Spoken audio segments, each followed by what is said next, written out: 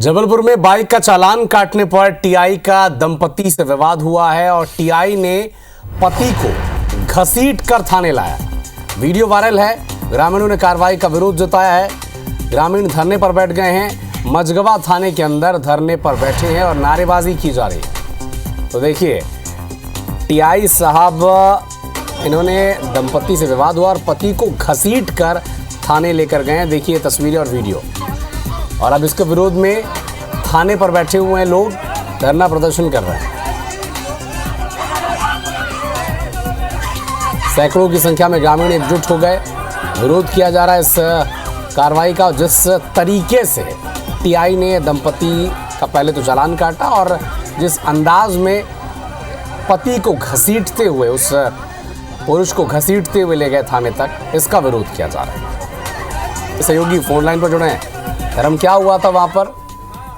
बेशक देखिए, कहीं ना कहीं इस पूरे मामले से पुलिस की जो कार्यशैली है उस पर सवाल खड़े हो रहे हैं, क्योंकि पूरा मामला जो है ये प्रतापपुर निवासी है भोलू अनंत राम नाम है युवक का, जो कि मझगवा जो कि मार्केट है वहां पर आया हुआ था अपनी पत्नी और बच्चे के साथ, और दुकान के सामने गाड़ी खड़ी करके, अपनी बाइक खड़ी करके और सामान ले रहा था। तभी तो वहां से पुलिस की जो गाड़ी निकलती है, जो वाहन खड़े रहते हैं रोड पर, उन्हें हटाने के लिए उस दौरान टीआई ने, जो थाना प्रभारी धन्नू सिंह है, उन्होंने गाड़ी हटाने के लिए कहा है। लेकिन गाड़ी चूंकि उसी दुकान के किनारे और सड़क के काफी किनारे खड़ी हुई थी। यही बात जब भोलू अनंतराम ने थाना प्रभारी से कही, थाना प्रभारी भड़क गए। तो कहीं ना कहीं चालान काटने के साथ साथ दोनों के बीच में काफी विवाद हुआ, और विवाद के बाद जब पत्नी रोकती है थाना प्रभारी को, थाना प्रभारी किस तरह से जो युवक है उसको घसीटते हुए थाने तक ले गए, साफ तौर पर वीडियो में देखा जा सकता है। फिलहाल जो इस पूरे मामले की जैसी जानकारी आसपास ग्रामीणों को लगी, जो मार्केट में व्यापारी होने लगी, बड़ी संख्या में व्यापारी और ग्रामीण थाने पर पहुंचे और पुलिस की पूरी कार्रवाई का विरोध कर रहे हैं। अभी भी जो स्थिति है, तो बता दूं आपको कि थाने में अभी भी बड़ी संख्या में लोग उपस्थित हैं।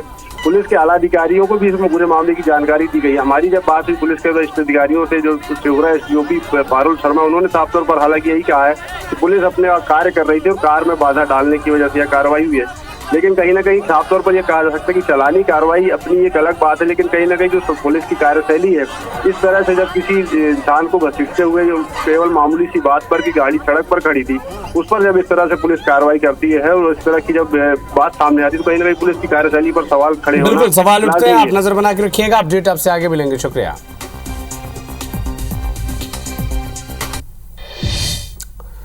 तो भारत पाकिस्तान के सीज फायर के करीब 25 घंटे बाद तीनों सेनाओं ने संयुक्त प्रेस कॉन्फ्रेंस की।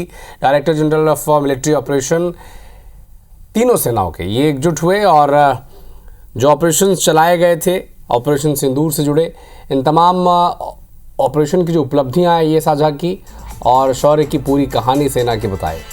कहा कि ऑपरेशन सिंदूर का मकसद केवल आतंकियों को ख़त्म करना है। भारत की जवाबी कार्रवाई में 3 बड़े आतंकी, मुदस्सर खास, हाफिज जमील और यूसुफ अजहर, ढेर कर दिए गए।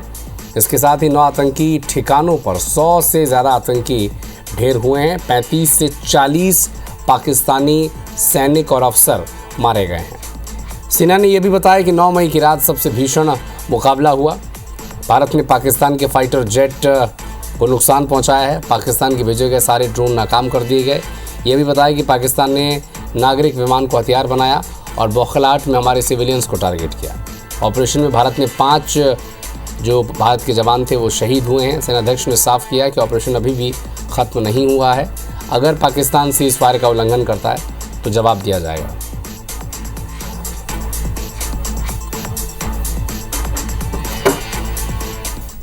कुछ नाम मैंने लिए, कुछ नाम अभी पुख्ता किए जा रहे हैं। जो इंटेलिजेंसीज ने अभी तक असेसमेंट किया है उसमें उन्होंने कहा है कि तकरीबन 100 से ज़्यादा मारे गए हैं।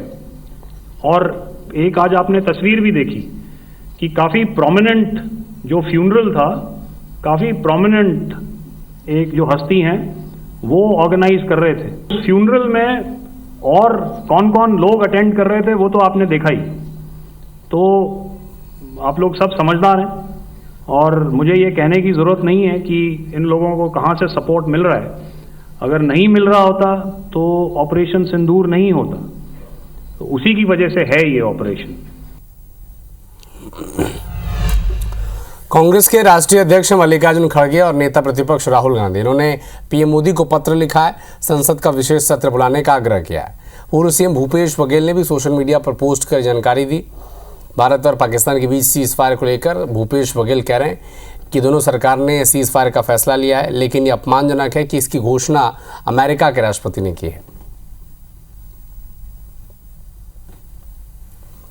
पंच बना है और मध्यस्थता तो कोई भी कर सकता है, लेकिन जो घोषणा की गई है वो बेहद दुर्भाग्यजनक है। और इसलिए कांग्रेस पार्टी ने ऑल पार्टी मीटिंग की मांग की है। राजनाथ सिंह जी की अध्यक्षता में बैठक हुई है, एक नहीं 2 बैठक हुई है, तो प्रश्न वहाँ पूछने चाहिए थे। वहाँ पे सब बातचीत करके ही, सब दलों से बात करके ही निर्णय लिया भारत ने। और ये भारत का मामला है, देश का मामला है, उसके लिए विशेष सत्र की क्या आवश्यकता है, नहीं समझ में आया मुझको। ऑपरेशन सिंदूर और सीज फायर को लेकर बीजेपी नेताओं की प्रतिक्रिया सामने आई है। भोपाल में पूर्व रक्षा राज्य मंत्री सुरेश पचौरी ने कहा कि हमारे देश की सेना ने साबित कर दिया कि वो दुनिया की सर्वश्रेष्ठ सेना है। जबकि मध्य प्रदेश के लोक निर्माण मंत्री राकेश सिंह ने क्या कहा, ये भी आप सुने।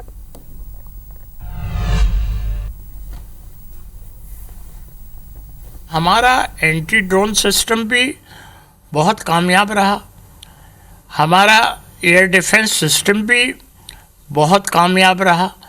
तो डिफेंस के मामले में हम वर्ल्ड में 4थे नंबर पे। ये हमने दिखा दिया कि यदि हमारे ऊपर कोई गलत निगाहों से देखेगा तो उसका माकूल जवाब दिया जाए।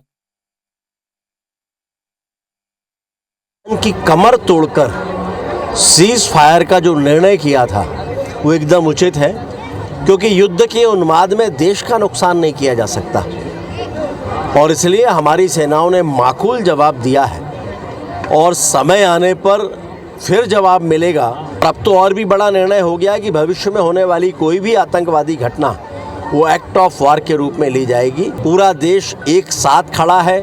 दुनिया में कहीं भी इस तरह का कोई संदेश नहीं जाना चाहिए कि जिसके कारण से हमारी सेनाओं का मनोबल कमजोर हो। भारत और पाकिस्तान के बीच सीज फायर का ऐलान तो हो ही चुका है। सीज फायर की घोषणा अमेरिका से की गई। अमेरिकी राष्ट्रपति डोनाल्ड ट्रंप ने इसकी घोषणा की। इसे लेकर अब कांग्रेस विशेष सत्र की मांग कर रही है। राहुल गांधी, मल्लिकार्जुन खड़गे, इन्होंने प्रधानमंत्री मोदी को खत लिखा है।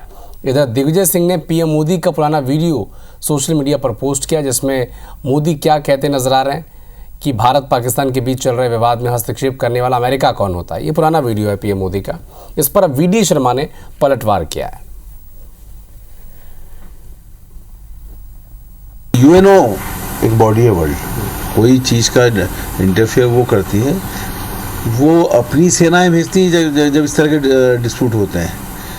उसमें अमेरिका के सैनिक आ सकते थे, लेकिन एक दुनिया की सबसे बड़ी डेमोक्रेसी है भारत, उसको एक दूसरा डेमोक्रेटिक कंट्री जो है डिक्टेट कर रहा है। ये मैं समझता हूँ कि असहनीय है। पहलगांव में जिस तरह से भारत के निर्दोष नागरिकों की हत्या की गई, भारत सरकार ने पुरजोर जवाब दिया। पूरी दुनिया ने भारत को देखा। भारत ने पाकिस्तान के तमाम आतंकी ठिकानों को नष्ट कर दिया, घर में घुस के बदला लिया। ऐसे समय में कांग्रेस के नेता पाकिस्तान की भाषा बोल रहे हैं, सेना पे सवाल उठा रहे हैं, भारत की सरकार पे सवाल उठा रहे हैं। ये कांग्रेस की पुरानी पाकिस्तान परस्ती है। छत्तीसगढ़ में बांग्लादेशी घुसपैठियों और अवैध रूप से रह रहे व्यक्तियों पर कार्रवाई की तैयारी हो रही है। इसे प्रत्येक जिले में स्पेशल टास्क फोर्स का गठन किया जाएगा। इस पर पुलिस मुख्यालय ने सभी एसपी को पत्र लिखकर निर्देश दिया है और इस मामले में डिप्टी सीएम अरुण साहब कह रहे हैं कि अभियान राष्ट्रीय सुरक्षा की दृष्टि से बड़ा महत्वपूर्ण है।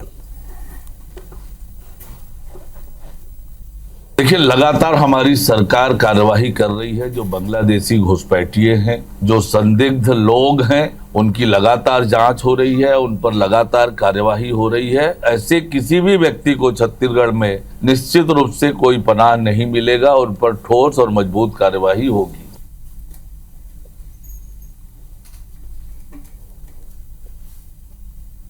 यहाँ कितने पाकिस्तानी आइडेंटिफाई हुए और कितने को निकाला गया यहाँ से, सरकार बताए, क्योंकि सभी जगह रात भर जाग के सारे पुलिस वाले सब दबिश दिए थे, उसको क्या हुआ?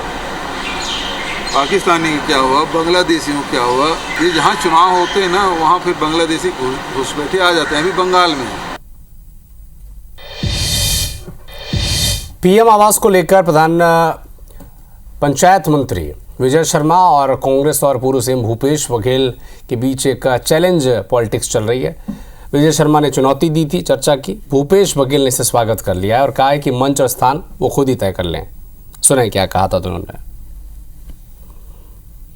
कांग्रेस के भूपेश बघेल जी या कोई भी नेता प्रधानमंत्री आवास के लिए मेरे सामने बैठ जाएं, बताएं, मैं आ जाऊंगा भाई।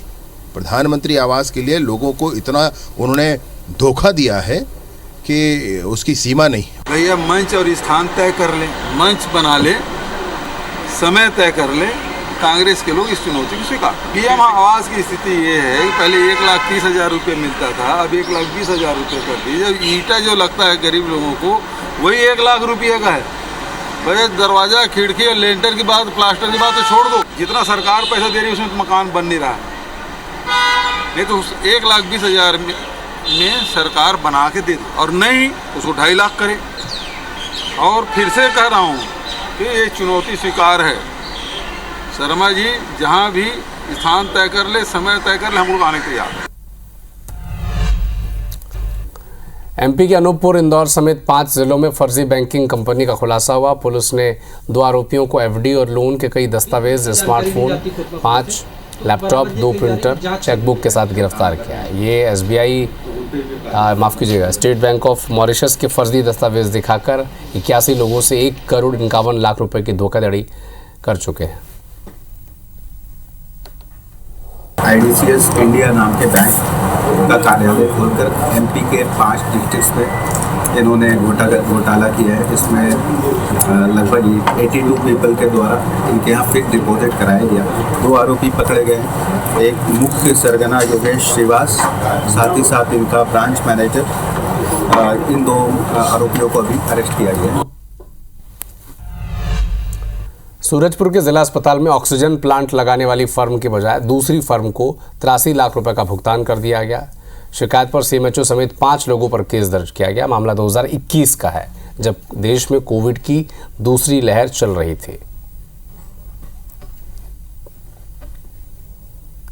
एक टेंडर आमंत्रित किया था ऑक्सीजन प्लांट के लिए, षड्यंत्र पूर्वक किसी अन्य को भुगतान करके आपस में पैसे का हिस्सा बांट करना इनके द्वारा पाया गया है। तो इसमें डॉक्टर रणसाय सिंह के अलावा आशीष बोस, जिसके नाम पर पैसा डाला गया है, और विजय सिंह और सकीरन सिंह और जेम्स कुजूर, जो कि जिला अस्पताल के कर्मचारी हैं, इनके विरुद्ध आईपीसी की धारा 420 और 120 भी दर्ज किया गया है। छत्तीसगढ़ में शिक्षक भर्ती की मांग को लेकर डीएड बीएड संघ के सैकड़ों बेरोजगारों ने प्रदर्शन किया। अंबेडकर चौक में अपनी मांगों को लेकर धरना प्रदर्शन किया। इस दौरान उन्होंने कहा कि सरकार ने अपने चुनावी जन घोषणा पत्र में छत्तीसगढ़ के 57,000 शिक्षक भर्ती की बात कही थी। सरकार बनने के बाद तत्कालीन शिक्षा मंत्री बृजमोहन अग्रवाल ने 33,000 शिक्षक भर्ती की घोषणा भी की थी, लेकिन सरकार बनने के बाद से आज तक एक भी शिक्षक की भर्ती नहीं हुई है। सरकार के इस रवैये से हम ठगा हुआ महसूस कर रहे हैं।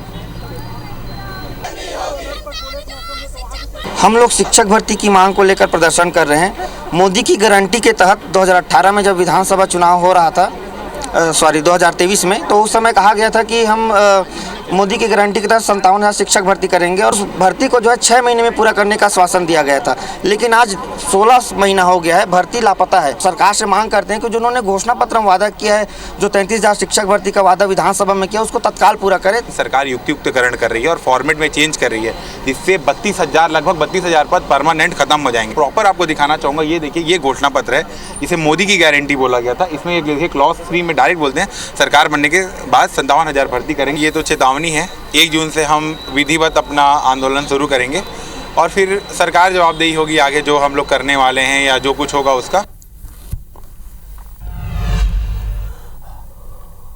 आज़ादी के 8 दशक बाद भी पुलिसकर्मी किस तरह सुविधा में रहकर काम कर रहे हैं, इसकी बानगी आपको मनेंद्रगढ़ चिरमिरी भरतपुर जिले के कुंवारपुर में देखने को मिल जाएगी। आपको यकीन ही नहीं होगा कि यहाँ पुलिसकर्मी पुलिस चौकी के अंदर ही रहते हैं। ये तस्वीरें जनकपुर थाना इलाके के कुंवारपुर पुलिस चौकी की हैं। बैरक में लगे ये बिस्तर, मच्छरदानी और पंखे आरोपियों के लिए नहीं, दरअसल आवास की सुविधा न होने के कारण पुलिसकर्मी ही बैरक में रात गुजारते हैं। चौकी प्रभारी खुद स्वीकार कर रहे हैं कि आवास नहीं होने से पुलिस चौकी में रहना पड़ रहा है। मैं आपको दिखा दूं कि इस तरह से पुलिसकर्मी यहाँ पे मजबूरी में रहते हैं, क्योंकि यहाँ पे कोई भवन नहीं है, इसके चलते उन्हें परेशानियों का सामना करना पड़ता है। हम बात करेंगे यहाँ पे जो प्रभारी हैं इस चौकी के कि आखिर आवास यहाँ पे नहीं है, किस तरह की तकलीफें उन्हें होती हैं। हम देख रहे हैं यहाँ पे आवास नहीं है, काफ़ी दिक्कतों में पुलिसकर्मी यहाँ पे आवास में चौकी के अंदर रहते हैं। आखिर आवास की समस्या किस तरह से? पुलिस चौकी में पुलिस चौकी के अंतर्गत यहाँ चौकी में कोई रहने के लिए पुलिस आवास नहीं बना है। हम लोग इसी में रह करके अपना काम करते हैं और ड्यूटी करते हैं। इतना ही नहीं, यहाँ स्टाफ की भी कमी है। वर्तमान में यहाँ एक चौकी प्रभारी के अलावा 2 प्रधान आरक्षक और 4 आरक्षक पदस्थ हैं, जबकि एक एसआई, 4 प्रधान आरक्षक और 20 आरक्षक के पद स्वीकृत हैं। इससे भी बड़ी विडंबना ये है कि 8 साल से 70 लाख की लागत से बनकर तैयार पुलिस चौकी का नया भवन आज तक हैंडओवर नहीं हो सका है। इसका जो निर्माण है ये करीब 8 साल पहले पुलिस हाउसिंग बोर्ड के द्वारा करवाया गया था, ताकि यहाँ पर जो पुलिस कर्मचारी हैं जो जिनको परेशानी होती है उनको जो है इसके बन जाने से काफ़ी सुविधा मिलेगी। लेकिन मज़े की बात यह है कि आज तक यह भवन हैंडओवर नहीं हुआ है, जिससे इसका उपयोग जो है वो नहीं हो पा रहा।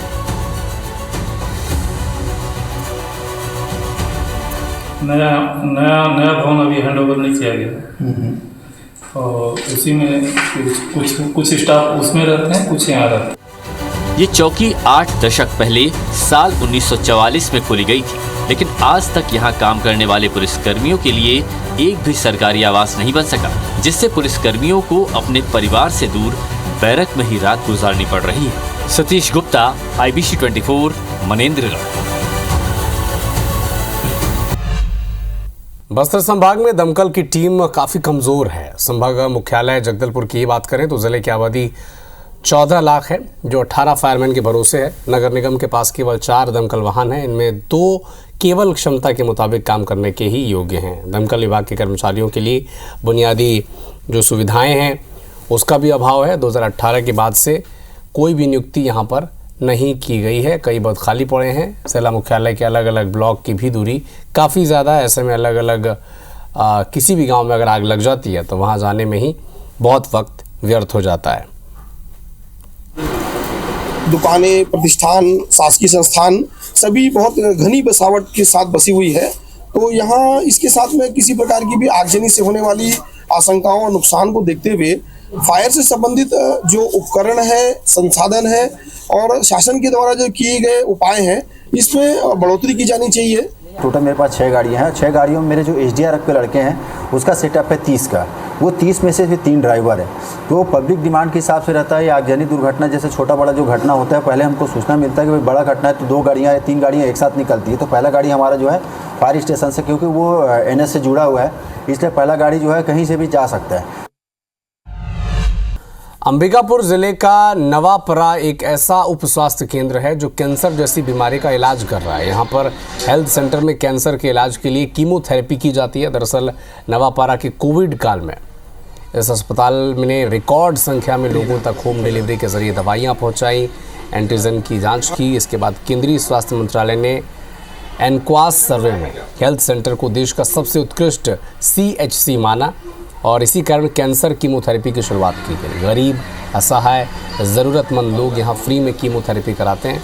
नवापरा में कीमोथेरेपी को लीड करने वाले डॉक्टर हिमांशु बताते हैं, यहाँ 2020 में कीमोथेरेपी शुरू हुई थी, तब से यहाँ पर करीब 610 कैंसर मरीजों की कीमोथेरेपी हो चुकी है और करीब 3500 से अधिक कीमो के सेशंस हो चुके हैं।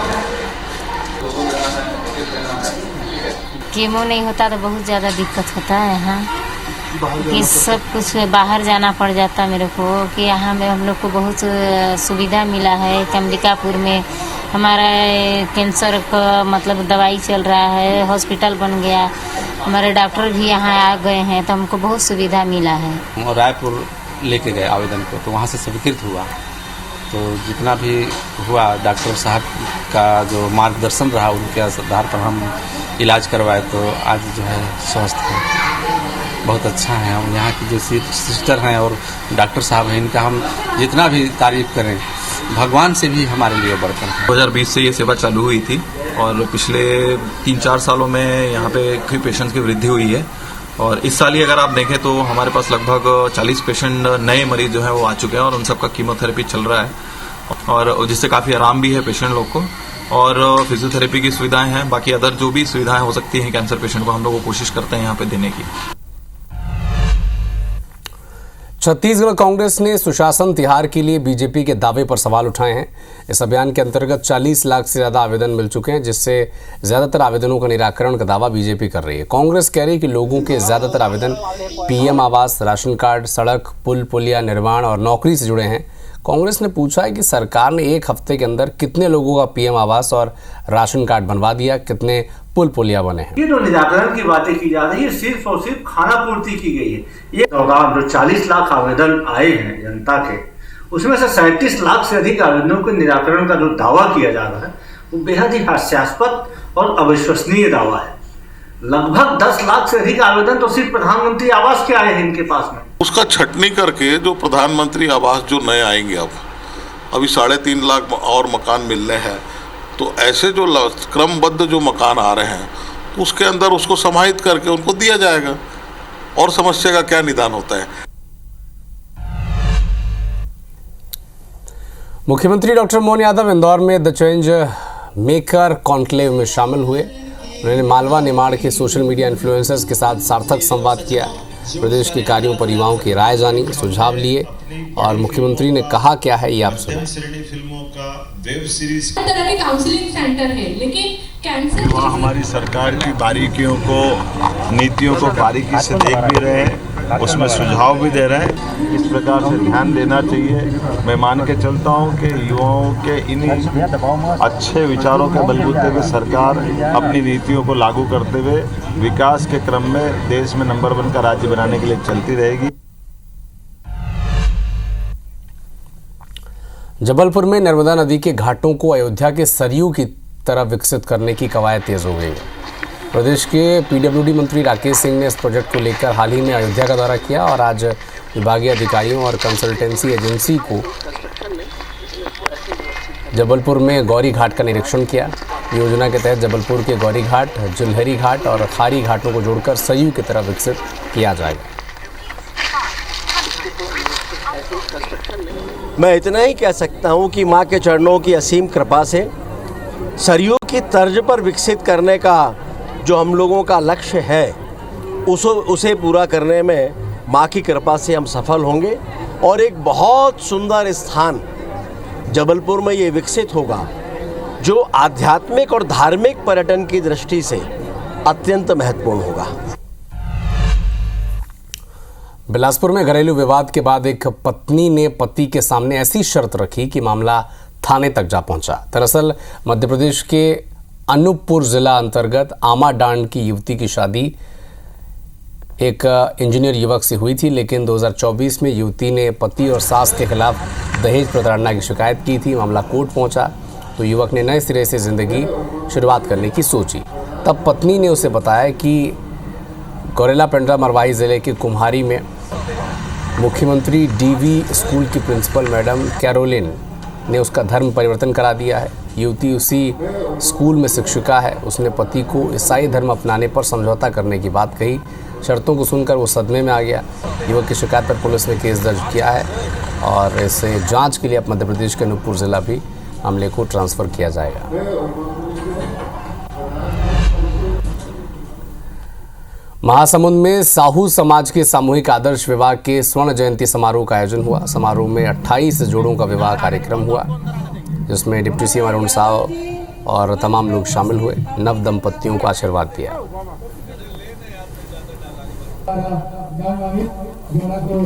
हर समाज को ऐसे उदाहरण आयोजन करना चाहिए, उदाहरण के समाज, साहू समाज के। हम जैसे गरीब वर्ग के लोग रहते हैं और माँ बाप आर्थिक रूप से सक्षम नहीं रहते, तो ऐसे विवाह करके उनका सहयोग करते हैं। ये संदेश हमारे समाज में देने का परंपरा 50 सालों से हो रहा है, लेकिन आज पहली बार अन्य समाज के बीच में भी शामिल करके बेटी या बेटा को ये अन्य समाज में भी संदेश देने का प्रयास वो सब कर रहे हैं। हर तहसील, हर जिले में सामूहिक आदर्श विवाह का आयोजन होता है। हमारी इस योजना को सरकारों ने स्वीकार किया और आज छत्तीसगढ़ में कन्या विवाह योजना के नाम पर लगातार सामूहिक आदर्श विवाह हो रहा है। रायपुर में 40वें खान सुरक्षा पखवाड़ा के समापन और पुरस्कार वितरण समारोह का आयोजन हुआ, जिसमें भानुप्रतापपुर दुर्गू कुंदल तहसील क्षेत्र के हाहा लद्दी गांव में संचालित गोयल ग्रुप की लो अयस्क खदान को 9 पुरस्कार मिले। गोयल ग्रुप की खदान को 9 श्रेणियों में पुरस्कार दिए गए। ये पुरस्कार माइन प्लान, दस्तावेज रिकॉर्ड, ट्रेनिंग एवं सुरक्षा प्रोग्राम, सुरक्षा प्रबंधन को लेकर दिए गए हैं। साथ ही जनरल वर्किंग, स्वास्थ्य एवं वेलफेयर, एम्यूनिटीज़ और एक्सप्लोजिव प्रयोग के लिए पुरस्कार दिए गए। पुरस्कार प्राप्त करने के लिए गोयल ग्रुप के अधिकारी और कर्मचारी मौजूद रहे। गोयल ग्रुप के वरिष्ठ महाप्रबंधक और माइनिंग हेड सुरेश अग्रवाल ने इस उपलब्धि के लिए माइनिंग टीम को शुभकामनाएं दी।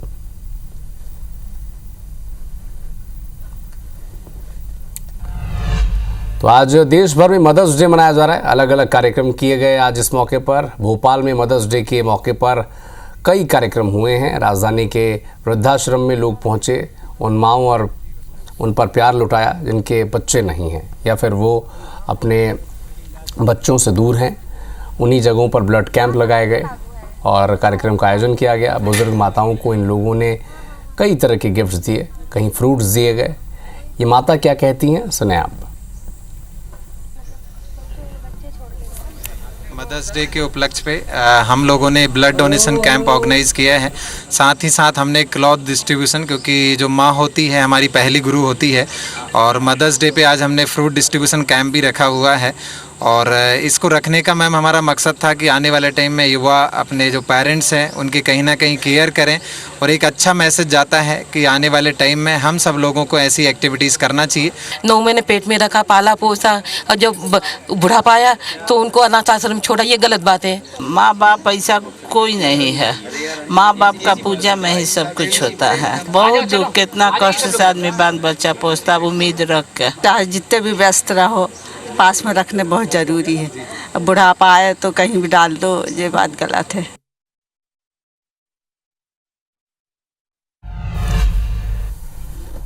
तो फिलहाल इस बुलेटिन में इतना ही। नमस्कार।